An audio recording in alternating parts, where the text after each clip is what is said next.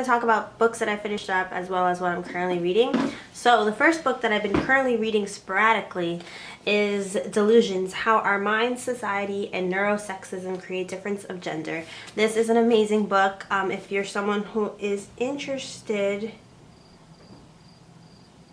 There's a dead bug here on my book.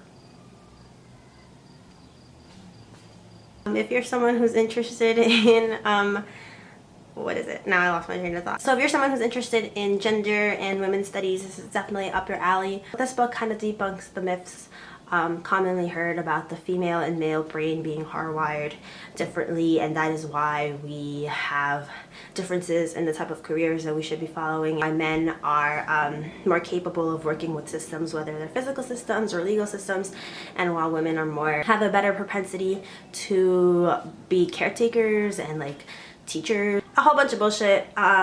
She basically goes through all of history and picks apart and kind of analyzes all these scientific research at the time, from like the 1800s all the way up to present day, of articles and scientists who have hidden agendas and try to use this information as a way of validating their claims that women are meant for certain roles and men are meant for other roles, and that it's scientific proof and not just the way that we're nurtured and cared for, and the social learning theory. And there's a whole lot there that I really can't explain in like 3 minutes, but I definitely recommend it. It's amazing. There's so much information here. I have a lot of pages lined out, so I don't like to read this straight through. I will write more about this in the description bar once I come back. I argue about this stuff with my brother all the time. Not everyone's gonna agree, but definitely a must-have. So as for books that I finished up, I finished The 100, which I think I talked about at some point that I've been watching the show and I absolutely been loving it, and I wanted to check out the book. I enjoyed the first one. I don't know when I'm going to be reading the second or third one.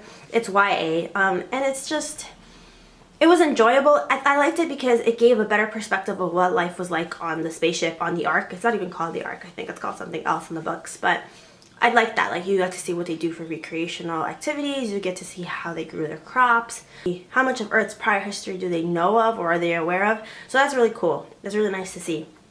Because in the books, it's kind of more done so in really quick flashbacks that really only pertain to the main characters. So I really enjoyed that. I also finished Lady Midnight, which was really nice. I think the different setting it in Los Angeles was really nice because it just gives it a different feel than the Mortal Instruments. I didn't like the constant references to the Mortal Instruments, like really specific references about what the characters in that previous series did. I think it takes you out of it, or at least for me it did. So that's like my only gripe with the show, with the series, was that it was just too much. Like super specific ones, like Jace being on a motorcycle was like referenced in the novel, and it's just like I get why, because all the previous characters from the Mortal Instruments are now known as heroes, or they're very famous because of what happened. Now I'm reading 10, which reminds me of Harper's Island. This is 10 by Gretchen McNeil. Harper's Island was a show on ABC like 2 or 3 years ago, and basically they were celebrating a wedding, so that's one difference. But they were on an island celebrating a wedding, and people started dying off, and there was someone amongst them who was the secret killer. So this kind of feels like that, except these kids or teenagers are right on the cusp of being in college. Like, it's the summer before college, so clearly they're privileged. They go on a party, a secret party held on an island that one of them owns or something.